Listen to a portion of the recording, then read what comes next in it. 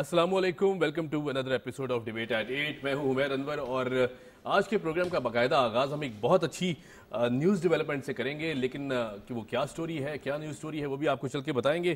اخبارات as usual ہم discuss کریں گے اور ہمارے ساتھ موجود ہوں گے آج معروف بزنس مین اور سینئر تجزیہ کار عبدالسلام دادا بوائے صاحب.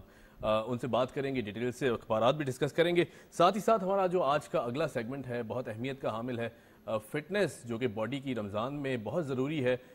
ڈائٹ پلان بھی ہمیں کیا لینا چاہیے، کس طرح کی چیزیں کھانے چاہیے، اور ساتھ ساتھ بات ہوگی یوگا کے ذریعے کس طرح ڈائبٹیز اور دیگر بیماریوں کو کنٹرول کر سکتے ہیں.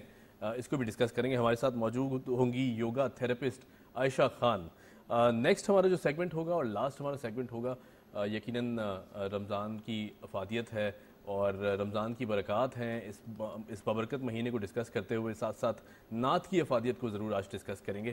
اور ہمیں جوائن کریں گے ارشاد انجم قریشی صاحب. آپ ہیں معروف نعت خواں، آپ کو اسٹوڈیو ملیں گے انشاءاللہ اور یہ ساری ڈیولپمنٹس ڈسکس کریں گے. شو کا باقاعدہ آغاز کرتے ہوئے اب گزشتہ دن کی جو ڈیولپمنٹس ہیں، نیوز سٹوریز ہیں، ان پر ایک نظر ڈال لیتے ہیں. ایک بہت انتہائی اچھی خبر ملی ہے اس سارے سیناریو میں جس میں پاکستان اکنامک کرائسس سے گزر رہا تھا اور حکومت مسلسل یہی کہتی آئی کہ انہوں نے اپنی سیاست کو پیچھے چھوڑ کر ملک کو سنبھالا، اس ملک کی بھاگ دوڑ سنبھالی، کیونکہ ظاہر جن حالات میں ملک ہینڈ اوور ہوا تھا وہ بہت مشکل حالات تھے، چاہے وہ معاشی ہوں یا سیاسی ہوں. اب ایک بہت اچھی خوشائند خبر کہ ملکی زر مبادلہ میں مسلسل اضافہ، اور جو وزیر اعظم صاحب نے وعدہ کیا تھا کہ معیشت کو بہتر بنائیں گے، وہ اب ہوتا پریکٹیکلی ہمیں دکھائی دیتا ہے. 28 کروڑ ڈالرز کا اضافہ ہوا ہے فارن ریزروز میں، اور یہ یقیناً بہت اچھی خبر ہے کیونکہ جس طرح ہم نے دیکھا تھا کہ فارن ریزروز گرے تھے، پچھلی گورنمنٹ نے ہینڈ اوور کیا تھا، یقیناً ایک افسوسناک سچویشن میں ہم کھڑے ہوئے تھے. بہرحال جی، اب دیکھنا یہ ہے کہ یہ جو ریکوری کا سلسلہ ہے مسلسل ہم نے دیکھا کہ جس طرح ڈالر ہائیک نے پاکستانی روپی کو پریشان کیا ہوا تھا، یہ ایک بہت خوشائند عمل ہے اور اس کو بھی ڈسکس کر لیتے ہیں. ہمارے ساتھ موجود ہیں اسٹوڈیوز میں عبدالسلام دادا بوائے صاحب، معروف بزنس مین ہیں. کسی تعارف کے مطابق نہیں سر، کیسے ہیں آپ؟ الحمدللہ. سر جس طرح ہم نے ڈسکس کیا کہ اب جو زر مبادلہ میں ایڈیشن ہو رہا ہے آہستہ آہستہ، بہت بڑے اماؤنٹس نہیں ہیں، چھوٹے چھوٹے اماؤنٹس ہیں. 28 کروڑ ڈالر کا اضافہ ہوا ہے، یقیناً پاکستانی اکانومی کے لیے بھی، اور جو ایک انفلیشن ہم دیکھ رہے تھے، پھر اور بھی چیزیں پاکستانی اکانومی کو ہٹ کر رہی تھیں، ایکس فیکٹرز، وہ بھی اب کچھ بہتری کی طرف آتا دکھائی دے گا. کیا کہیں گے؟ جو ہمارے فرینڈلی کنٹریز ہیں، خاص طور پہ چائنا، انہوں نے اپنے لونز اور اماؤنٹس کو رول اوور کر دیا ہے، جس کی وجہ سے یہ 28-29 کروڑ ڈالر کا جو اضافہ ہے، اس سے بھی فارن ایکسچینج ریزروز میں اسٹیبلٹی آئے گی. اس کے علاوہ جو برادر مسلم کنٹریز ہیں انہوں نے بھی ایشورنسز دی ہیں، تو انشاءاللہ we should be seeing some good days ahead. Right. اچھا سر، آپ کو لگتا ہے کہ بزنس کمیونٹی بھی بہت پریشان تھی، اور ہم نے دیکھا کہ جس طرح اس پوری سچویشن میں بزنس کمیونٹی نے بھی سپورٹ کیا، گورنمنٹ کو بھی سپورٹ کیا، ساتھ ساتھ حکومت نے بھی بہت سپورٹ کیا. حالانکہ امپورٹس کیونکہ ظاہر ہے کافی عرصہ میں بند کرنی پڑی، کیونکہ ظاہر ہے ایک بہت مشکل فیصلے جس طرح پی ایم شہباز شریف بار بار کہتے رہے کہ لینے پڑیں گے، اینڈ اٹس ہائی ٹائم کہ پاکستان کو بچانے کے لیے جو ٹف ڈیسیجنز ہیں لینے پڑیں گے. خوشائن قدم یہ ہے کہ بڑی آئٹمز کی امپورٹ بھی کھول دی گئی ہے، اور یہ ایک بہت پازیٹیو فیکٹر ہے کہ امپورٹرز کو کہا گیا کہ آپ اپنا فارن ایکسچینج کا بل خود ارینج کر کے امپورٹ کر سکتے ہیں. That will relax the pressure on the system. Right. اچھا، آپ کو لگتا ہے کہ جس طرح اب یہ آپ نے کہا کہ امپورٹس بین جو تھا وہ ہٹا دیا گیا ہے، اور اس کو اب یقیناً طور پہ جو بزنس کمیونٹی ہے ڈیفینیٹلی وہ بھی آگے بڑھیں گے، اور وہ کافی دیر سے انتظار بھی کر رہے تھے اس کا کہ حکومت کب ڈیسیجن لیتی ہے، and they were waiting for the right time. اب آپ کو لگتا ہے کہ بزنس کمیونٹی کے جو تحفظات تھے، جو اعتراضات تھے، اب وہ دور ہوتے دکھائی دیتے ہیں؟ کیونکہ کاروبار ظاہر ہے جب تک امپورٹس ہیں، را مٹیریلز ہیں، 10,000 چیزیں ہم امپورٹ کرتے ہیں وہاں سے، باہر سے ممالک سے، دیگر ممالک سے، اور پھر اس کے بعد ہم اس کی پروڈکشن، اور پاکستان میں بھی ہیلپ کرتی ہیں چیزیں وہ، تو کیا اب حالات بہتر ہوتے دکھائی دیتے ہیں؟ یقیناً بہتر ہوتے، مطلب ایک ریزیلینٹ قوم ہے. اور یہ جو اسٹیگننسی کا پیریڈ تھا 3-4 مہینے جس میں گورنمنٹ کو ٹائم لگا ٹو فگر آؤٹ، اب یہ جب سے امپورٹرز کو کہہ دیا گیا، اسٹیٹ بینک نے ریلیکس کر دیا کہ آپ اپنے ڈالرز خود ارینج کر کے امپورٹ بل کو سیٹل کر دیں، یہ بہت اچھا قدم ہے اور اس سے کافی اسٹیبلٹی آئے گی. صحیح. اچھا سر، اگر ہم ڈسکس کر لیں ہماری اخبارات کی شہ سرخیاں، تو آج کے جو اخبار ہیں یقیناً جس طرح ہم نے ڈسکس کیا انگلش نیوز پیپرز تو یہ کہہ رہی ہے government allows full range of imports, اسے ہم ڈسکس کر چکے ہیں، اور S P P removes condition of 100% advance payment on import of hundreds of items. ان پہ ریسٹرکشنز لگائی گئیں کیونکہ ظاہر ہے ہم نے زر مبادلہ کو بھی ہینڈل کرنا تھا. پھر اس کے بعد ایک تلوار لٹک رہی تھی پاکستان پہ، جس طرح ہم نے موجودہ گورنمنٹ نے حکومت لی پچھلی گورنمنٹ سے، اور پھر اس کے بعد جو فائنینشیل کرائسس تھا وہ بہت زیادہ تھا اس ٹائم پہ، اور شاید غلط فیصلے پرانی حکومت کی طرف سے کیے گئے، اور جس کے ثمرات ہم نے دیکھے کہ آنے والی حکومت نے اس کو لے گئے. لیکن اب بہرحال فیصلے کرنے پڑے، عوام تھوڑی مشکل میں ضرور آئی، لیکن اب جو ان فیصلوں کا فیوچر ہے اسے کس طرح دیکھتے ہیں؟ دیکھیے یہ جو آپ نے بات کی اسٹیٹ بینک آف پاکستان نے 100% کیش اپ فرنٹ کی جو کنڈیشن تھی یہ بھی ریموو کر دی ہے. امپورٹر اور سیلر کے درمیان یہ سیٹل ہو سکتا ہے کہ وہ کسی بھی پرسنٹیج پہ سیٹل کر دیں. یہ بہت زبردست قدم ہے، یعنی وہ اپنے حساب سے اس پرسنٹیج کو بھی سیٹل ڈاؤن کر سکتے ہیں کہ ضروری نہیں ہے کہ آپ نے پورا پیسہ پہلے دینا. جی دوسری چیز یہ ہے کہ ہر قدم یا جو بھی گورنمنٹ کا ڈیسیژن ہوتا ہے اس کو تھوڑا سا گیسٹیشن پیریڈ دینا پڑے گا for stability to be visible. اب آپ یہ نہیں ہوتا کہ آج آپ نے ایک فیصلہ کیا ہے اس کے نتائج فوراً آپ کے سامنے آنا شروع. It takes time, give it a few months and انشاءاللہ you will see positive results. کتنا ٹائم فریم دیکھتے ہیں اگر، کیونکہ آپ کا تعلق بھی، آپ بزنس مین ہیں اور ظاہر ہے آپ ڈائریکٹلی ایسوسیٹیڈ ہیں اس طبقے سے، کتنا ٹائم دیکھتے ہیں؟ 4 to 6 months. 4 to 6 months. اور یہ 4 سے 5 مہینے جو ہیں اس میں کیا کیا مشکلات کا سامنا کرنا پڑ سکتا ہے بزنس میں، اور کس طرح آپ حکومت کی طرف کس طرح دیکھتے ہیں؟ کیونکہ ظاہر ہے پی ایم صاحب مسلسل یہی کہتے رہے ہیں کہ ہمیں بتایا جائے، ہم سے رابطہ کیا جائے، ہم بات کرنے کو بھی تیار ہیں، بزنس کمیونٹی سے مل بھی رہے ہیں انفیکٹ، اور یہ ساری جو چیزیں ہیں یہ تحفظات بھی دور کیے جائیں. دیکھیں گورنمنٹ کا ٹاسک کوئی آسان کام نہیں ہے. بالکل ٹھیک ہے نا. ڈیفینیٹلی پولیٹیکل اسپیکٹرم ہو، انڈسٹریل اسپیکٹرم ہو یا economic spectrum who, the government has a lot to do. ٹھیک ہے نا. اس میں کوئی شک نہیں ہے کہ پرائم منسٹر صاحب انڈسٹریلسٹ کے ساتھ بھی بیٹھ رہے ہیں، ٹریڈرز کے ساتھ بھی بیٹھ رہے ہیں، اسمال انڈسٹریز کے ساتھ بھی بیٹھ رہے ہیں. they are trying to come up with solutions.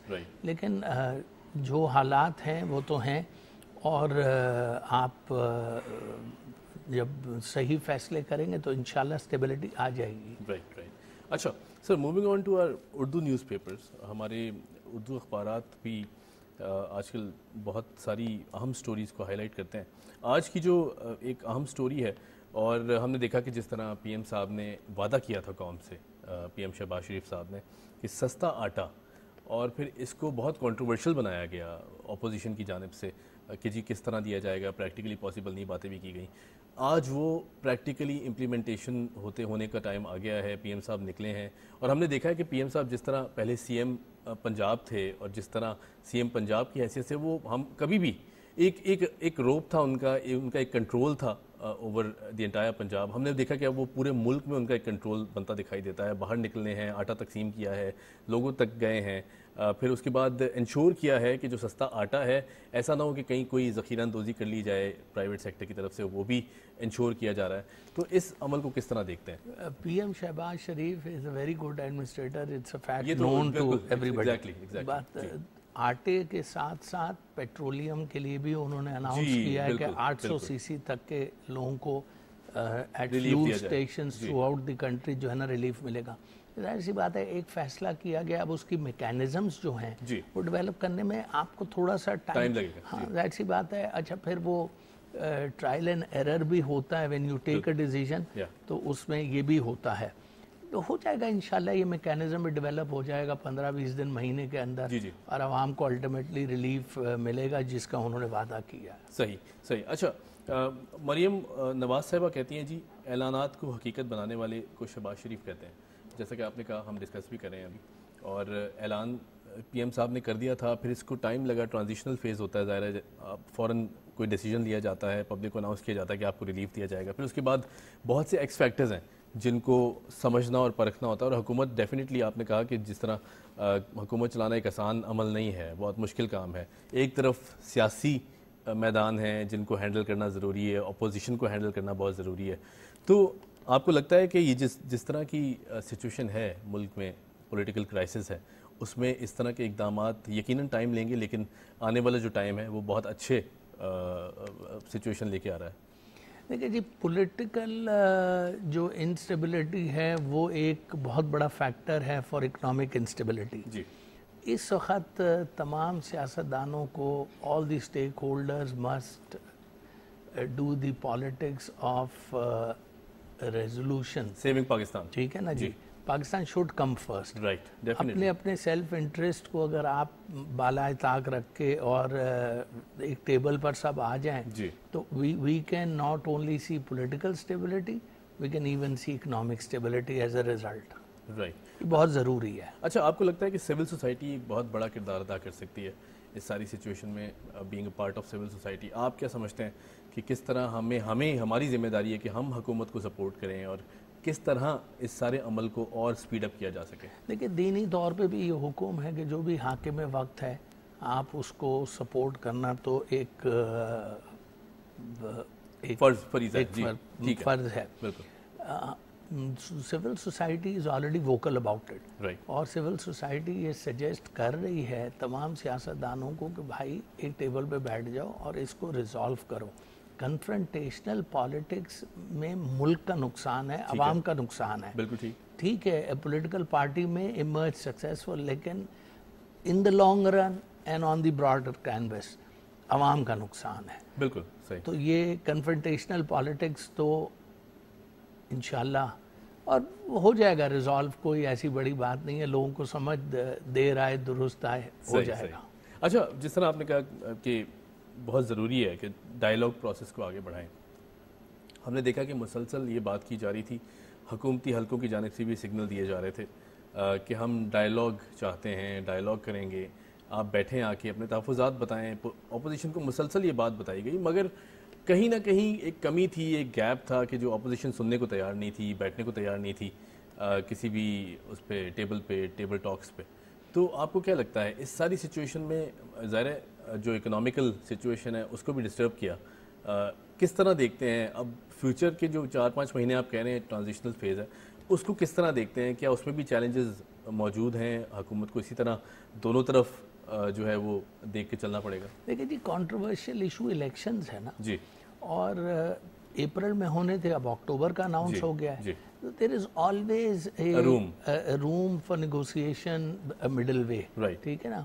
انشاءاللہ people are looking towards the supreme court also کہ کورٹس کیا فیصلہ دیتی ہیں. I'm sure the courts are confident enough to find a go in between middle way out. بالکل صحیح، بالکل ٹھیک. رائٹ. اچھا sir, moving on to our next headline, ہم نے دیکھا کہ جس طرح مریم اورنگزیب صاحبہ کا بیان آتا ہے اور انہوں نے کہا جی، وزیر اطلاع صاحبہ نے کہا جی کہ ایک شخص ملک کو سول انارکی کی طرف لے کر جانا چاہتا ہے. اب یہاں پہ بات آ جاتی ہے کہ ہماری طرف ایک طرف جو فائنینشیل کرائسس کو ہینڈل کرنا تھا، ایک طرف ہم نے دیکھا کہ جس طرح ہم ڈسکس کر رہے تھے کہ اپوزیشن کھڑی ہوئی ہے اور سمجھنے کو تیار نہیں ہے، سننے کو تیار نہیں ہے کہ چاہے ملک کسی بھی سچویشن میں ہو، سول انارکی پیدا ہو جائے یا پھر انتشار پیدا ہو جائے. جس طرح جوڈیشل کمپلیکس میں ہم نے دیکھا کہ عوام کو لا کھڑا کیا گیا اور پھر اس کے بعد نقصان عوام کا ہوا وہاں پر، اور پھر عدالتیں ظاہر ہے ایک بہت رسپیکٹ والی جگہ ہے کہ جہاں ان کی رسپیکٹ کی جائے، عدالت کی رسپیکٹ کی جائے، وہاں بھی اس طرح کی سچویشن کھڑی کی گئی. اس کو کیسے عوام کو کیسے سمجھایا جائے کہ کس طرح کنٹرول کیا جائے؟ اس میں 3-4 نکات ہیں. جی پلیز. دیکھیے، پہلی بات تو یہ مجھے مارگریٹ تھیچر کا ایک مقولہ یاد آ رہا ہے جس میں وہ فرماتی تھیں کہ if anyone starts discussing personal issues, it means that there is no political argument left. Right. ہمارے یہاں یہ ایک ٹینڈنسی بن چکی ہے. ٹھیک ہے نا. ہم فیملی لائف، پرسنل لائف، مطلب we certainly fall down from grace in criticizing our political opponents. یہ ٹینڈنسی ختم کرنی پڑے گی. ٹھیک ہے. آپ پولیٹیکل آرگیومنٹ کر لیں، پولیٹیکل بحث کر لیں، یہ جو فیملی لائف اور پرسنل کرٹیسزم ہے نا، اس کو دور رکھا جائے. صحیح ہے، بالکل ویلڈ پوائنٹ. ٹھیک ہے. جو آپ نے جوڈیشل کمپلیکس کی بات کی ہے، اس میں تو یہ کہ جناب state is state and the writ of the state cannot be challenged by anyone at any time. ٹھیک ہے نا. وہ تو it goes without saying. کہ جی اسٹیٹ ہے. بالکل. تو انشاءاللہ اسٹیٹ اپنی ریٹ تو انفورس کر رہی ہے اور کرے گی. اور پاکستان کوئی بنانا ریپبلک نہیں ہے کہ جس کی ریٹ اسٹیبلش نہ ہو, یا کوئی بھی آئے گا تو آ کے حکومت کی ریٹ کو چیلنج کر دے گا. ایک بات یہ. دوسری چیز یہ ہے کہ تمام پولیٹیکل پارٹیز اپنے سپورٹرز, فالوورز اور ورکرز کو یہ بات سمجھائے کہ دیکھیں جی سرکاری املاک ہے, سرکاری پراپرٹی کو ڈیمیج کرنا یا رینسیک کرنا جو ہے نا از ناٹ این آپشن. چاہے پی ٹی آئی ہو, چاہے نون لیگ ہو, چاہے پیپلز پارٹی ہو, this is something which کی ناٹ بی الاؤڈ. یہ ایک اگر کلچر ڈیولپ ہو جاتا ہے تو it goes a very long way. آپ میری بات سمجھ رہے ہیں؟ میں سمجھ رہا ہوں بالکل. تو یہ جناب اس کی تو میرے آپ کے اختلاف اپنی جگہ, لیکن کیا میں پی ٹی وی آفس کو رینسیک کر سکتا ہوں؟ جی اس کی قطعاً بہت بڑا اجازت سوال ہے. نہیں. جی جی بالکل, بہت بڑا پوائنٹ ہے سر. جس طرح آپ نے ذکر کیا کہ ظاہر ہے حکومتی ریٹ ایک طرف ہے, دوسری طرف عوام کا جو حکومت کو مینڈیٹ دیا گیا, اب حکومت کو لایا گیا, پھر اس کے بعد ہم دیکھتے ہیں کہ اسی عوام کو کھڑا کیا جاتا ہے انتشار پھیلانے کے لیے. پھر اس کے بعد عوام پہلے ہوتی ہے, ظاہرہ فیس کرتی ہے سارے میوزک کو, خود پیچھے ہٹ جایا جاتا ہے.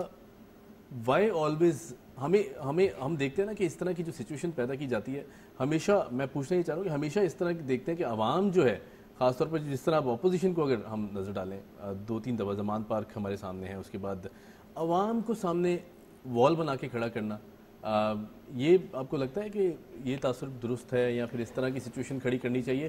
لاس at the end of the day غریب کا ہوتا ہے. وہ بات تو آپ بالکل بجا فرما رہے ہیں, لیکن یہ ایک ٹینڈنسی کیا ہم نے پہلے بھی تو دیکھی ہے نا, یہ تو ہر پولیٹیکل پارٹی کا کلچر ہے کہ ورکر اس کا فور فرنٹ پہ ہوگا, لیڈر صاحبان پیچھے بیٹھے ہوتے ہیں. یہ یہاں نہیں ہے, ساری دنیا میں اسی طرح ہے.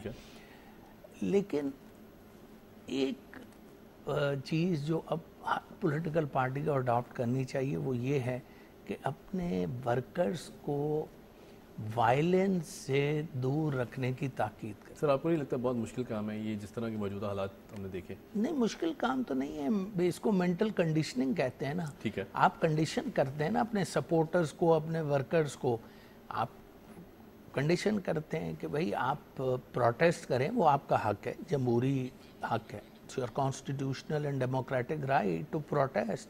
It is also your constitutional and democratic right to hold rallies, political assembly. لیکن عوام کو یہ mental conditioning آپ کو کرنی پڑے گی کہ جناب no violence.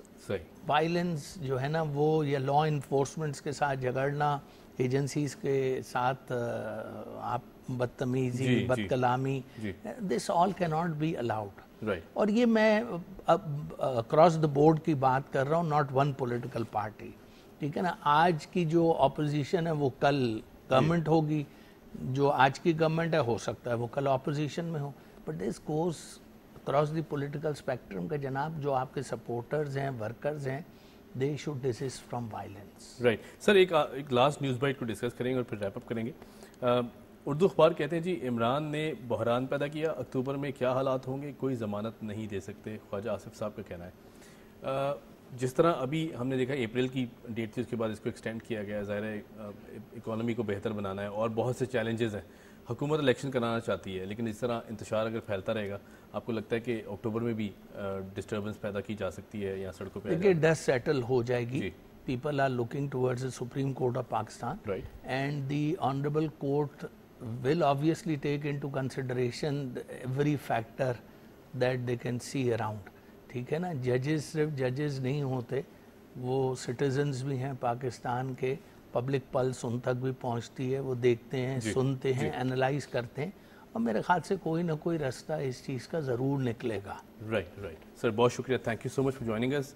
ہمارے ساتھ موجود تھے عبدالسلام دادا بھائی صاحب, معروف بزنس مین ہیں اور سینئر تجزیہ کار ہیں. بریک لیتے ہیں ایک چھوٹی سی یہاں پر, اور بریک کے بعد آئیں گے تو ڈسکس کریں گے کہ کس طرح اپنے لائف سٹائل کو بہتر بنایا جائے ڈیورنگ اس بابرکت مہینے میں, رمضان المبارک کے مہینے میں. Keep watching debate at 8.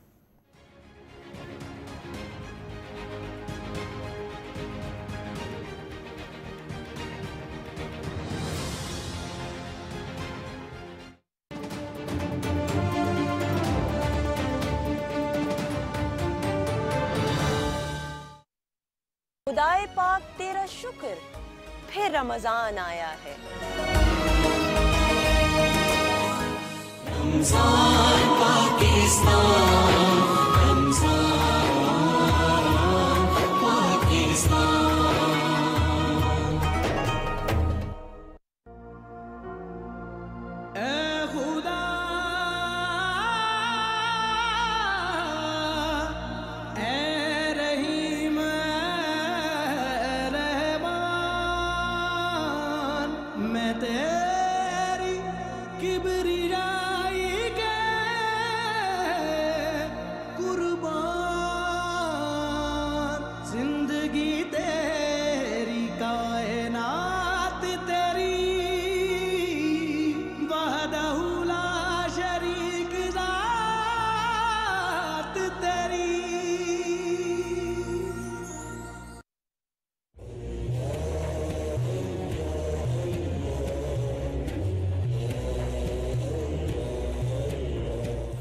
ارشاد باری تعالی اور لوگوں سے اچھی بات کرو.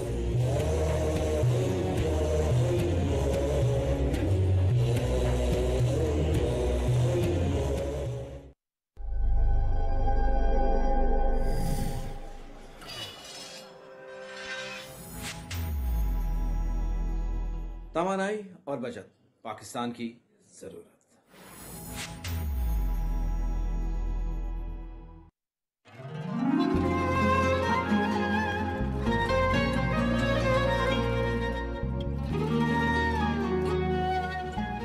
اقرأ باسم ربك الذي خلق.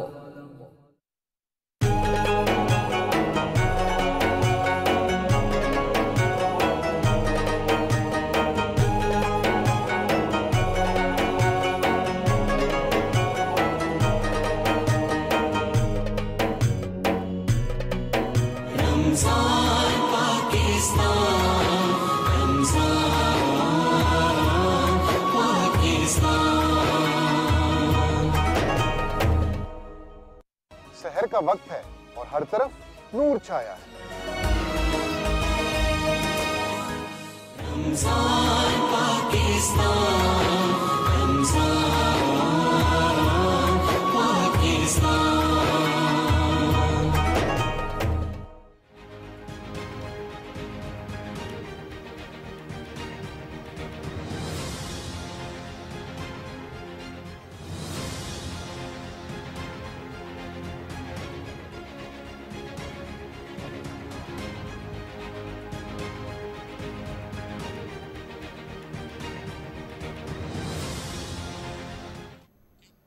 Welcome back after the break. آپ دیکھ رہے ہیں پروگرام ڈیبیٹ ایٹ 8. میں ہوں حمیر انور. اور جس طرح ہم بریک پر جانے سے پہلے ڈسکس کر رہے تھے کہ وہ افراد جو روزہ رکھنا چاہتے ہیں لیکن باڈی کہیں اجازت نہیں دیتی، یا پھر بیماریاں بہت ساری ہیں باڈی کے اندر، چاہے وہ ڈائبٹیز ہو یا پھر بلڈ پریشر کی ڈیزیز ہو، ظاہر ہے امبیلنسز بہت سی ہو سکتے ہیں باڈی کے اندر، تو وہ لوگ کس طرح رمضان کی افادیت حاصل کر سکتے ہیں، روزہ کس طرح رکھ سکتے ہیں، اور پھر یوگا کے ذریعے باڈی کو کس طرح بیلنس کر سکتے ہیں. کیونکہ ظاہر ہے یوگا ایک ایسی ایکسرسائز ہے، ایک ایسی تھیراپی ہے جسے کرنے کے بعد یقیناً آپ بہت بہتر فیل کر سکتے ہیں. اچھا جی، اگر شوگر لیولز کی بات کی جائے، اس کو کیسے مینٹین کیا جائے، بہت بڑا چیلنج ہوتا ہے. کیونکہ ظاہر ہے جب آپ روزے کی حالت میں ہوتے ہیں تو پھر کھانا آپ نہیں کھا سکتے، پی نہیں سکتے، تو پھر وہ حضرات جن کو شوگر لیولز مینٹین کرنے کے لیے کچھ نہ کچھ چاہیے ہوتا ہے، وہ کس طرح اس تھیراپی کے ذریعے، یوگا تھیراپی کے ذریعے اپنے آپ کو بیلنس رکھیں. ہمارے ساتھ موجود ہیں عائشہ خان، آپ یوگا تھیراپسٹ ہیں. عائشہ کیسی ہیں آپ؟ اللہ کا شکر، ٹھیک ہوں. آپ کیسے ہیں؟ بالکل ٹھیک ٹھاک. اچھا عائشہ، یوگا تھیراپی سب سے پہلے تو بتائیں ہے کیا؟ یوگا تو سب جانتے ہیں کہ کس طرح یوگا کیا جاتا ہے، یوٹیوب پہ بہت سی چیزیں، لیکن تھیراپی کا ورڈ ایک نئی چیز ہے. کس طرح یوگا تھیراپی ہوتی ہے؟ یوگا تو ہر پرسن کر سکتا ہے، فریش رہنے کے لیے، ایکٹیو رہنے کے لیے، ہیلدی رہنے کے لیے اور فٹ رہنے کے لیے. بٹ یوگا تھیراپی جو ہوتی ہے وہ ڈیزیز کے لیے کی جاتی ہے. اللہ نہ کرے کہ آپ کو کوئی ڈیزیز ہے اس طرح کی, جوائنٹس پین ہے, انفرٹیلیٹی کا ایشوز ہے, یا کوئی بھی آپ کو ایستھما کا پرابلم ہے, اس کے لیے ہم یوگا تھراپی سجیسٹ کرتے ہیں کہ آپ یوگا تھراپی کریں, کیونکہ وہ اسپیسیفک ایک ڈیزیز کے لیے ہوتی ہے, اسپیسیفک پوسٹرز ہوتے ہیں وہ آپ کر رہے ہوتے ہیں جو آپ کی ڈیزیز کی ٹریٹمنٹ ہوتی ہے. اچھا, ہر ڈیزیز کے لیے الگ الگ بالکل ڈفرینٹ پوسٹرز ہوتے ہیں. جی صحیح, چلیں اسے بھی ڈسکس کرتے ہیں. اچھا, اگر ہم بات کریں رمضان المبارک کی, برکتوں کا مہینہ ہے, یقیناً ہر شخص, ہر مسلمان یہ چاہتا ہے کہ روزہ رکھیں, روزے کی افادیت حاصل کریں, پر ظاہر چیلنجز ہوتے ہیں, باڈی کے اندر بیماریاں بھی, جیسے آپ نے کہیں ہر انسان کے ساتھ ہیں بیماری بھی کسی بھی طرح کی, چاہے وہ انگزائٹی کی صورت میں ہو یا پھر ڈپریشن کی صورت میں ہے, یہ بھی ایک مینٹل ڈیزیزز ہیں. پھر بلڈ پریشر کا ایک بہت بڑا مسئلہ اب ہماری سوسائٹی میں بنتا جا رہا ہے, اور بیسک جڑ جو سب بیماریوں کی آپ کو پتہ ہی ہے ڈائبٹیز ہے. ڈائبٹیز کو کس طرح, اب ڈائبٹیز والے جو پیشنٹ ہیں یا پھر بلڈ پریشر کے پیشنٹس ہیں, یہ کس طرح روزہ رکھیں, ڈائٹ پلان کیا فالو کریں؟ ڈائٹ پلان تو ڈائبٹیز والوں کا ان کو پتہ ہوتا ہے کہ ان کے کیا ڈائٹ پلانس ہیں, کن چیزوں کو آپ نے اوائڈ کرنا ہے اور کیا لینا ہے. مینلی انسولین کا جو بھی ایشوز ہوتے ہیں وہ ان کے جو بھی ڈاکٹر سے کنسلٹ کر رہے ہوتے ہیں وہ ان کو پرووائڈ کرتے ہیں. بٹ یوگا تھراپی میں ہم سجیسٹ کرتے ہیں مدراس. ہمارے ہینڈ کے کچھ پوسٹرز ہوتے ہیں, فنگرز ہوتی ہیں جو ہماری باڈی کو اور باڈی کے انرجی لیول کو ایکٹیو کر دیتی ہیں. وہ مدراس ہم بتاتے ہیں کہ آپ جو ہے شوگر لیول کے لیے یہ کریں, یا پھر اگر آپ کو ایستھما کا ایشو ہے اس کے لیے کریں, بلڈ پریشر کے لیے کریں. تو شوگر کے لیے آپ نے ڈائبٹیز کا پوچھا ہے تو وہ میں بتا دیتی ہوں کہ جو ہماری ہینڈ کی فنگرز ہوتی ہیں, ٹو اور تھم, سینٹر مڈل فنگرز, جی بالکل, یہ ہم کرتے ہیں ڈائبٹیز کے لیے. اچھا جی, اگر ڈائبٹیز لیول آپ کا فاسٹنگ میں بہت زیادہ کم ہو جاتا ہے یا بڑھ جاتا ہے اور آپ روزہ نہیں اپنا توڑنا چاہتے تو آپ یہ پوسٹر, مدرا کہتے ہیں بیسکلی اسے, یہ آپ لگائیں 5 منٹس, 5 منٹس بیٹھیں, اس کے بعد ریلیکس کر لیں. اچھا, اس کے لیے sorry to cut you down, اس کے لیے کوئی مینٹل پیس ہونا, ہمارے گھروں کے ماحول اس طرح ہے نا کہ کوئی آ رہا ہے, کوئی جا رہا ہے, کہیں تھوڑی چل رہی ہے, کہیں پڑوس میں کوئی اس طرح کی وہ چیز چل رہی ہے. ٹریٹمنٹ کے جو مدراز ہیں آپ کہیں بھی بیٹھ کے کسی بھی ٹائم لگا سکتے ہیں. اچھا, اس کا کوئی وہ تعلق نہیں. اور جو آپ کہہ رہے ہیں کہ وہ سیپریٹ بیٹھ کے کیے جاتے ہیں, وہ پیس اور انزائٹی اور ڈپریشن کے لیے جو مدراز کیے جاتے ہیں وہ پھر آپ کو ریلیکسنگ موڈ میں کرنے ہوتے ہیں. اچھا صحیح ہے. اچھا, جو ڈائبٹیز والے حضرات ہیں, جیسے کہ ہم نے دیکھا بہت سے امبیلنسز باڈی میں چل رہے ہوتے ہیں, روزہ اگر رکھ بھی لیا ہے تو کہیں نہ کہیں دن کے کسی فیز میں فیل ہوتا ہے کہ کہیں انرجی لو ہو رہی ہے, شاید پانی کی کمی فیل ہو رہی ہے, یا پھر کہیں کوئی سویٹ ان کو ضرورت ہے, شوگر لو فیل کر رہے ہیں, اس میں کون سا مدرا جو ہے وہ آپ اگر پانی کی کمی کے لیے یا ان کو بہت زیادہ پیاس فیل ہو رہی ہے تو اس کے لیے پھر ہماری لٹل فنگر اینڈ تھم, یہ بٹ آپ نے اس کے اپر پوائنٹس کرنے ہیں, آپ نے اس کو سینٹر سے پریس نہیں کرنا. اچھا, we just have to press, that's it. جی بس, یہ آپ نے 5 منٹس تک کرنا ہے, اس کے بعد آپ چھوڑ دیں, باقی کوئی کام کرنا چاہ رہے ہیں وہ کر لیں, پھر 5 منٹس کے لیے کریں. پورے دن میں آپ نے 15 منٹس کرنا ہے اس سے. صحیح ہے. اچھا, ہم دیکھتے ہیں یہ کہ کبھی کبھی کہ بلکہ انفیکٹ ہر شخص کے ساتھ ہی ہوتا ہوگا, آپ کے ساتھ بھی ہوتا ہوگا, میرے ساتھ بھی ہوتا ہے, افطار جب کر لیتے ہیں تو ہم دیکھتے ہیں اس کے بعد ایک لیزینس سی آ جاتی ہے باڈی میں, سستی آ جاتی ہے, ہمارا کوئی کام کرنے کو دل نہیں کرتا, پھر ہم دل چاہتا ہے جا کے سو جائیں, اور آپ کو پتہ ہی ہے بستر میں گھسنا یا فوراً کھا پی کے آرام کر لینا بھی صحت کے لیے اچھا نہیں ہے. اس سستی کو کس طرح دور کر سکتے ہیں؟ میں نے ابھی اپنی ایک یہ پوسٹ بہت زیادہ وائرل کی ہوئی ہے آج کل, بلکہ آپ مجھے بتائیں کہ آپ افطار میں کیا چیزیں کر رہے ہوتے ہیں, سب سے پہلے کیا چیز کرتے ہیں, آپ اپنا پلان شیئر کریں نا, پھر میں آپ کو بتاؤں گی. اچھا, یوزلی میں تو سحری بھی کر رہا ہوتا ہوں تو 2 گلاس پانی کے لیتا ہوں اور سو جاتا ہوں اس کے بعد, کیونکہ ظاہر ہے اس طرح کی روٹین ہوتی ہے. پھر اس کے بعد افطار میں تھوڑا سا کھانا پینا بہتر کرنا ہوتا ہے, کیونکہ ظاہر ہے اگر نہیں لیں گے تو 24 آورز میں ایک یہی میل آتا ہے جس کو پراپر لینا ہوتا ہے. تو I start with slightly warm water, جو کہ میرے والد صاحب نے ہمیشہ ہمیں بتایا کہ جی start with warm water, glass of warm. اس کی بڑا مشکل کام ہے ویسے افطار میں, اگر آپ ہلکا سا گرم پانی پئیں, پھر کھجور لے لیا آپ نے, پھر اس کے بعد آپ دیگر لوازمات تو ہیں ہی, آپ کو پتہ ہے فرائیڈ آئٹم بھی آ جاتے ہیں اور بھی بہت سی چیزیں آ جاتی ہیں. تو آپ نے سب سے پہلے ہی جواب مجھے بتا دیا کہ جو پانی ہے وہ جب ہم روزہ کھولتے ہی پیتے ہیں تو ہمارے امیون سسٹم کو بالکل تباہ کر دیتا ہے. اچھا ٹھیک ہے, لائک اے بوم پانی جو ہوتا ہے, کیونکہ آپ کا پورا دن آپ باڈی میں آپ کا جو ہے واٹر کی ٹینشن رہتی ہے, آپ کا واٹر انٹیک نہیں ہوتا, وہ بالکل اسی طریقے سے جب ہم کسی کو کوئی چیز زور سے کھینچ کے مارتے ہیں تو وہ ڈر کے مارے بیٹھ جاتا ہے. تو باڈی میں بھی یہی پروسیس ہو رہا ہوتا ہے کہ ہم ایک دم سے پانی پیتے ہیں تو آپ کا امیون سسٹم بالکل 0 پہ چلا جاتا ہے. اچھا, تو ہمیں پانی سے اسٹارٹ نہیں لینا چاہیے. آپ نے بالکل, آپ اسٹارٹ کریں, کھجور لے لیں, 2 سے 3 کھجور کھا لیں, اس کے بعد آپ فروٹ چاٹ لے لیں, کیونکہ فروٹس آپ کا جو واٹر انٹیک ہے اس کو بیلنس کر دیتا ہے. شوگر لیولز بھی بہتر کرتے ہیں. جی بالکل. اس کے بعد آپ نے 40 منٹ کا گیپ دینا ہے. ٹھیک, اچھا کیونکہ اگر آپ کا 14 آورس ٹیبل لگا ہوا ہے پورا دسترخوان دیکھیں آپ کو ایک دن مشکل لگے گا, بٹ اب آپ کو جو انرجی فیل ہوگی نا آفٹر 1 آور, تو آپ پھر اسی روٹین پہ رہیں گے. So we begin with a smaller intake of آپ کے فروٹس یا اس کے بعد پھر ہم ایک گیپ دینے کے بعد 40 منٹس کا آپ نے گیپ, 40 منٹ مسٹ ہے, 50 منٹ کا بھی آپ دے سکتے نہیں. پھر آپ نے پانی پینا ہے, پھر بھی نہیں کھانا, پھر آپ نے پانی پینا ہے 40 منٹس بعد. رائٹ, پانی پینے کے بعد پھر اگر آپ کچھ کھانا چاہتے ہیں تو کھا لیں.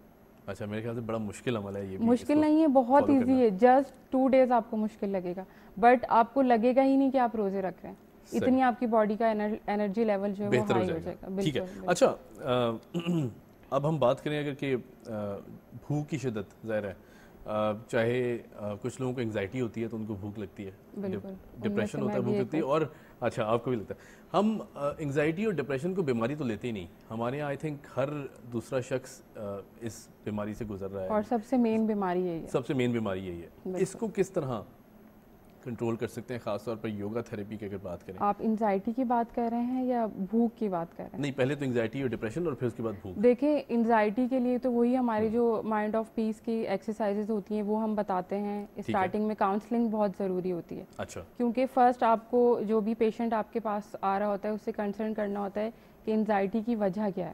صحیح ہے, کوئی تو وجہ ہوتی ہے نا, یا ڈپریشن کس چیز کا ہے آپ کو, آپ اس چیز کی اس کے لیے کاؤنسلنگ کریں, اس کے بعد آپ اس کو ایکسرسائزز سجیسٹ کریں, کیونکہ بات کرنا بہت ضروری ہے. صحیح. اور بھوک کو کس طرح کنٹرول کیا جائے؟ بھوک اگر آپ کو فاسٹنگ میں بہت زیادہ بھوک لگ رہی ہے تو پھر اس کے لیے ہم مدرا کرتے ہیں 2 fingers اینڈ palm.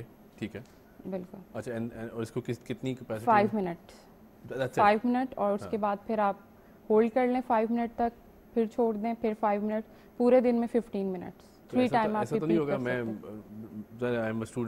سیکھ رہا ہوں اس کو, ایسا تو نہیں ہوگا پتہ چلے افطار میں بھوک ہی نہ لگے بالکل؟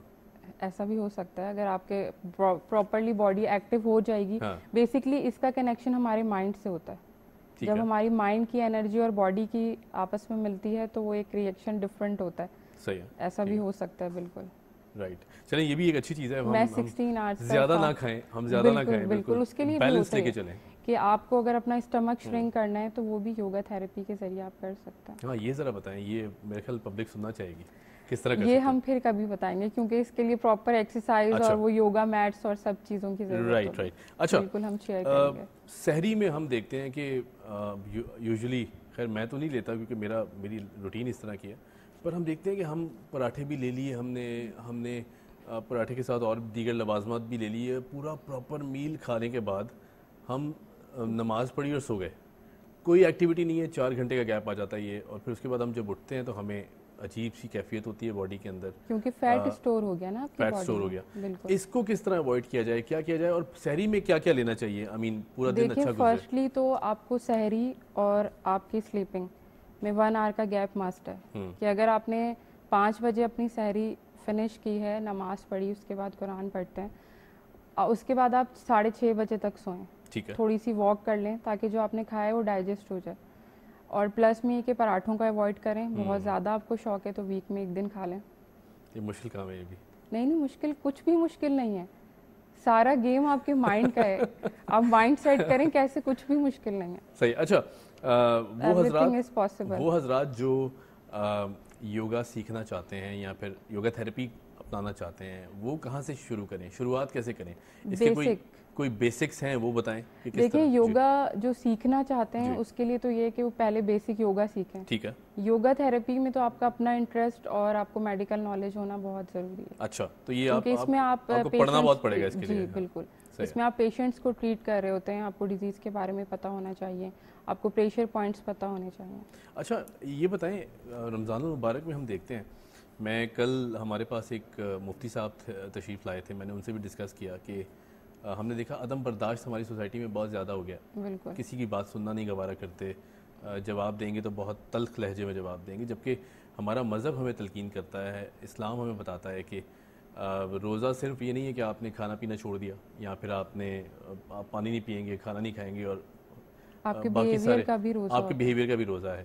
کس طرح بیہیویئر کو کنٹرول کرنے کے لیے اگر ہم یوگا تھیراپی کے ذریعے کہ ہم اس طرح کی ریئیکشنز نہ شو کریں, کام رہیں, پیشنس لیول کس طرح بڑھا سکتے ہیں؟ بالکل, اس میں یوگا تھیراپی میں وہی ایکسرسائز کے تھرو, یوگا تھیراپی کے تھرو آپ اپنے ایموشنز کو کنٹرول کر سکتے ہیں. اچھا, بیسکلی آپ کے ایموشنز ہی ہوتے ہیں نا, آپ ہائپر ہو رہے ہوتے ہیں یا ایک دم سے آپ کو غصہ آ جاتا ہے, تو ایموشنز کو کنٹرول کرنے کی ایکسرسائزز ہوتی ہیں.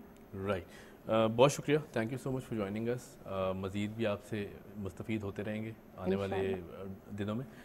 یہاں ایک چھوٹی سی بریک لیتے ہیں. بریک کے بعد جب آئیں گے, کیونکہ رمضان المبارک کا بابرکت مہینہ ہے, پہلا عشرہ ہے اور ابھی ہم سارے ہی روزہ رکھ رہے ہیں, کس طرح نعت کی افادیت سے مستفید ہوا جا سکتا ہے, یہ بھی آئیں گے اور ڈسکس کریں گے. Keep watching debate at 8.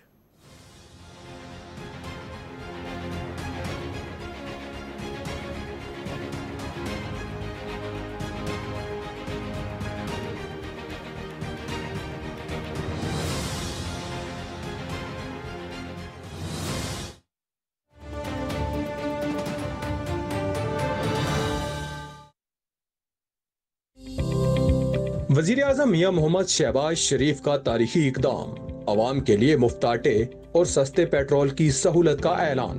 رمضان المبارک کے دوران مستحق افراد کو مفت آٹے کی فراہمی. کم آمدنی والے خاندان ماہ مبارک کے دوران 10 کلو آٹے کے 3 تھیلے مفت حاصل کر سکیں گے. اس کے علاوہ موٹر سائیکل رکشہ اور چھوٹی گاڑیوں کے مالکان کے لیے 100 روپے فی لیٹر کی رعایت نافذ العمل ہوگی. اس مبارک رمضان کا پہلا عشرہ باعث رحمت ہے. اللہم اغفر وارحم وانت خیر الراحمین. اے اللہ مجھے بخش دے, مجھ پر رحم فرما, تو سب سے بہتر رحم فرمانے والا ہے. جدھر وہ عالی مقام ہوگا.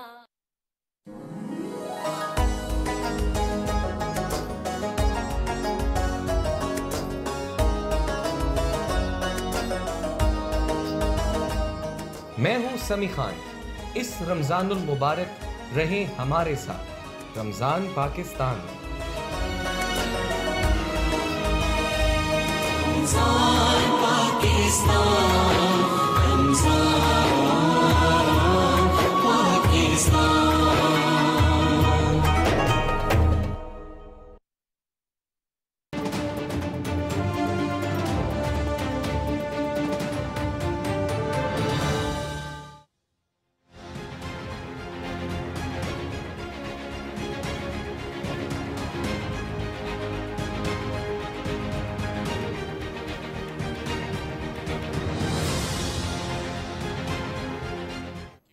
Welcome back after the break. آپ دیکھ رہے ہیں پروگرام ڈیبیٹ ایٹ 8. میں ہوں حمیر انور, اور بریک پر جانے سے پہلے ہم ڈسکس کر رہے تھے کہ رمضان المبارک کی بہت بابرکت مہینہ ہے, برکتیں لے کر آتا ہے, اللہ پاک کی تجلیات کے دروازے کھل جاتے ہیں. ایسے میں ہم سب لوگوں کو لگتا ہے کہ ہم نعت کو بھی پڑھنا چاہتے ہیں, حمد و ثنا کرنا چاہتے ہیں اللہ پاک کی, آپ صلی اللہ علیہ وسلم کی. اب نعت کی جو امپورٹنس ہے اس کو بھی ڈسکس کرنا بہت ضروری ہے کہ کس طرح نعت جو ہے وہ ہماری باڈی پر کس طرح امپیکٹ کریٹ کرتی ہے, ہماری سماعتوں کو کس طرح سکون ملتا ہے نعت سن کر. اور پھر اگر کوئی نعت سیکھنا چاہتا ہے, نعت میں اپنا کریئر آپٹ کرنا چاہتا ہے یا پھر نعت خواہ بننا چاہتا ہے, تو کیا کیا چیزیں ہیں جن کو بیسکس کو اب صحیح کرنا سیکھنا بہت ضروری ہے. ہمارے ساتھ موجود ہیں آج اسٹوڈیوز میں معروف نعت خواہ ہیں, کسی تعارف کے محتاج نہیں ہیں. سر کیسے ہیں آپ, خیریت سے ہیں, ٹھیک ٹھاک ہیں؟ ارشاد بھائی, ارشاد بھائی بہت شکریہ آپ نے ہمیں جوائن کیا. یہ بتائیے گا کہ جس طرح ہم نے دیکھا کہ نعت ہر کوئی پڑھنا چاہتا ہے, اپنے انداز میں پڑھ بھی لیتا ہے, لیکن ایک خاص لہجہ, ایک خاص انداز کی ضرورت ہوتی ہے. اس کو کس طرح سیکھا جائے؟ بسم اللہ الرحمن الرحیم. بہت شکریہ میر بھائی, آپ نے مدعو کیا, اور میرے لیے بڑی آنر کی بات ہے کہ مجھے اس ٹاپک پہ بولنے کا موقع مل رہا ہے. تو سب سے پہلے تو جہاں پہ آپ نعت کی طرف دیکھتے ہیں تو نعت کا سب سے دنیا میں, کائنات میں اگر سب سے جو اعلیٰ مقام ہے وہ تو میرے رب کا ہے, جنہوں نے میرے اپنے حبیب کی ثنا خوانی خود کی. سبحان اللہ, سبحان اللہ. تو وہ قرآن میں ہر جگہ پہ مختلف انداز سے اللہ پاک نے اپنے حبیب کی ثنا خوانی کا شان بیان کی ہے, اس میں کوئی شک نہیں. بے شک. اور دوسری بات یہ ہے کہ پھر نبی پاک صلی اللہ علیہ وسلم کے دور میں بھی جو سب سے پہلی نعت پڑھی ان کے چچا ابو طالب نے پڑھی. سبحان اللہ. اور پھر صحاب میں سے جو ہے وہ حسان بن ثابت رضی اللہ تعالیٰ عنہ نے کا جو ہے باقاعدہ حضور صلی اللہ علیہ وسلم نے ان کو شرف بخشا اور انہوں نے نعت کا پورا جو ہے وہاں پہ حضور کی تعریف میں شان بیان کی. جہاں تک سیکھنے کی بات ہے اس کے بعد مختلف ادوار آئے کہ ایک نعت کا ایک بہت اچھا کیریئر اچھا دور گزرا جن میں بہت اعلیٰ قسم کے ثنا خان جو ہیں وہ گزرے اور جنہوں نے نعت کو اس کے حقیقی معنوں میں اجاگر کیا. بہت بڑے بڑے نام ہیں, بہت بڑے بڑے نام ہیں اس میں. تو انہوں نے اس نعت کے جو رموز و اوقاف ہیں اس سے دنیا کو باور کیا. مجھے یاد ہے ہم جب بڑے ہو رہے تھے, جس طرح آپ نے ذکر کیا, پرانی یادیں تازہ ہو گئیں.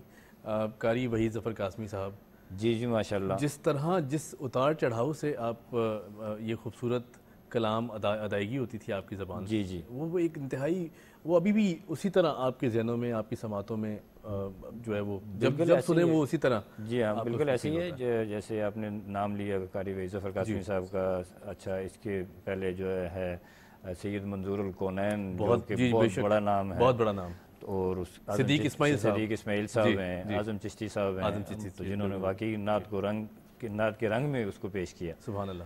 تو اسی طریقے سے آگے اب ہم مزید جی کوشش کر رہے ہیں کہ انہی کے طرز عمل کو جاری رکھا جائے. آج کل تو نعت مختلف ٹرائنگل میں بٹ گئی ہے, تو جس میں مختلف انداز اپنا دیے گئے ہیں. بعض جگہ کہیں گانے کی طرز ہے, بعض جگہ کیا ہے. وہ جو ٹیمپو ہے نعت کا, اصل جو اوریجنل حقیقت ہے اس کی, جو بیس ہے اس کی, وہ دور ہوتی چلی گئی ہے. لیکن اللہ پاک ان لوگوں کو سلامت رکھے جو آج بھی اس کو زندہ کیے ہوئے ہیں اور ماشاءاللہ آج بھی اسی انداز سے اس نعت کو پروان چڑھا رہے ہیں. ارشاد بھائی, نعت سن لیتے ہیں آپ سے, کیونکہ ظاہر ہے جب بھی ایسا موقع آتا ہے تو نعت سننے کی جو ایک وہ ہے وہ کیپیسٹی وہ بہت زیادہ دل چاہتا ہے. تو پلیز ذرا سامعین آپ سے سننا چاہیں گے, حاضرین ناظرین. جی.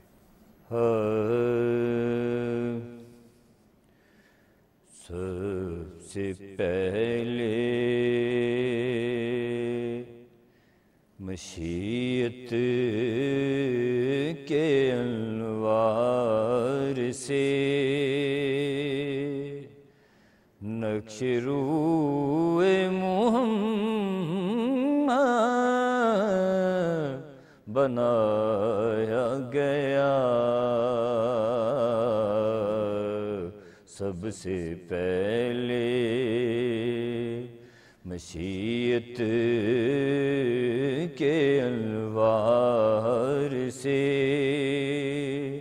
نقش روح محمد بنایا گیا. پھر اسی نقش سے لے کے کچھ روشنی بزم کون و مکان کو سجایا گیا. اور وہ چراغ محبت جو روز ازل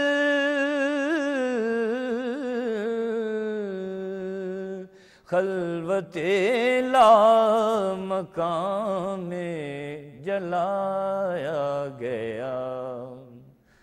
اور وہ چراغ محبت جو روز ازل خلوت لامکان میں جلایا گیا. نور سے ان کے آخر جہاں تا جہاں ذرے ذرے کا دل جگمگایا گیا. اور وہ محمد بھی احمد بھی محمود بھی حسن مطلق کا شاہد بھی مشہود بھی. اور وہ محمد بھی احمد بھی محمود بھی حسن مطلق کا شاہد بھی مشہود بھی، علم و حکمت میں وہ غیر محدود بھی، علم و حکمت میں وہ غیر محدود بھی، ظاہراً امیوں میں اٹھایا گیا سب سے پہلے۔ سبحان اللہ سبحان اللہ۔ نعت کی جس طرح آپ کہہ رہے تھے کہ صحیح ادائیگی، جس طرح اس کی اوریجنل فارم تھی، اس میں آپ نے ہمیں آج بتایا کہ کس طرح نعت کو تھوڑا سا کسی اور طرف بھی لے جایا گیا، یقیناً بہت افسوسناک ہے۔ لیکن یہ جو نعت کا فارمیٹ ہے جو جس سے ہم نے دیکھا کہ ہم سن کے بڑے ہوئے، اور یقیناً آج بھی اگر اس طرح کی ہم فارمیٹ کو سنتے ہیں، اس طرح کی اس کو سنتے ہیں، تو یقیناً نعت کی جو صحیح روح ہے اس کو پہنچنا بہت ضروری ہے۔ مجھے یہ بتائیے گا کہ جو ینگ یوتھ ہماری نعت سیکھنا چاہتی ہے، پڑھنا چاہتی ہے، کون سا ایسا پہلا سٹیپ ہے جہاں سے شروع کیا جائے؟ دیکھیں، سب سے پہلی تو جو نعت سیکھنا چاہتے ہیں، پہلے تو ان کو یہی دیکھنا ہے کہ وہ کس بیس پہ اور کس ٹیمپو کے ساتھ پڑھنے کا شوق رکھتے ہیں، ٹھیک ہے، اس کو جج کرنا ضروری ہوتا ہے۔ پھر بہت ساری اکیڈمیز ہیں جو کہ باقاعدہ طور پہ اس کو سکھانے کی کوشش کرتی ہیں، مختلف شہروں میں ہیں، PQNC ہے، پاکستان قرأت و نعت کونسل ہے، اسی طریقے سے یہاں کراچی میں احسان اکیڈمی ہے، اور بہت سارے جگہ پہ اس کے جو ہیں وہ مرکز قائم ہیں جو باقاعدہ طور پہ سکھاتے ہیں۔ تو اس میں جو چیزیں کاؤنٹ کی جاتی ہیں وہ تو ایسے شعراء کا کلام جو کہ باعث فخر اور باعث زینت ہو، جس میں باقاعدہ کہ حضور صلی اللہ علیہ وسلم کی شایان شان جو ہے وہ ہم اس طرح تو بیان نہیں کر سکتے، لیکن یہ ہے کہ کم از کم کوشش کر سکتے ہیں کہ ان کی شان کے مطابق جو ہے وہ اس طرح کی شاعری کا انتخاب کیا جائے، اس طرح کے شعراء کا انتخاب کیا جائے جو کہ نعت میں جنہوں نے اپنا فن جو ہے وہ منوایا ہے، اور ماشاءاللہ بہت اچھا کلام انہوں نے لکھا ہے۔ تو اسی طریقے سے ان کو سیکھنے کا موقع، بیس لائن سے سیکھیں، ہلکے انداز سے سیکھیں، پھر آہستہ آہستہ بڑھتے جائیں۔ ارشاد بھائی، کچھ لوگ ایسے بھی ہیں جو پڑھنا بھی جانتے ہیں، اللہ کی طرف سے ان کو یہ گفٹ بھی ملا ہوا ہے کہ آواز بھی اچھی ہے، پر کانفیڈنس کی کمی ہے، باہر پبلک میں بیٹھ کر پڑھ نہیں پائیں گے، یا پھر 4 لوگ اگر آ جاتے ہیں سامنے تو شاید کانفیڈنس شیٹر ہو جاتا ہے۔ اس کو کس طرح دور کیا جائے؟ اس میں دیکھیں، یہ تو بہت ہی آنر کی بات ہوگی کہ آپ جس کی خاطر پوری کائنات سجائی گئی اور آپ کی اس کی تعریف میں اٹھ کے کھڑے ہو جائیں اور آپ کو شرم آئے، یہ تو غیر مناسب سی بات ہے۔ اس کے لیے تو دل و جان سے، شوق سے آپ کو پریزنٹ اپنے آپ کو کرنا چاہیے، اور شیشے کے سامنے کھڑے ہو جائیں۔ صحیح، ہاں، یہ ایک بہت اچھا، آپ اس کے سامنے کھڑے ہو کے پریکٹس کریں، شروع کریں، اور آپ کو آہستہ آہستہ کانفیڈنس ڈیولپ ہوتا جائے گا۔ تو اس سے ایک جو اپنا لیول ہے اور اس کے اندر جو آپ کا شوق ہے وہ آپ کو خود بھی پتہ چلے گا کہ آپ کی اپنی پریزنٹیشن کیسی ہے، تو اس میں آپ اپنے آپ کو بھی ڈیولپ کرتے جائیں گے، ساتھ ساتھ آپ کا کانفیڈنس بھی ڈیولپ ہوتا جائے گا۔ رائٹ، ارشاد بھائی بہت اچھا لگ رہا ہے بات کر کے، اور یقیناً ہم چاہتے ہیں کہ اس سلسلے کو اسی طرح جاری رکھیں۔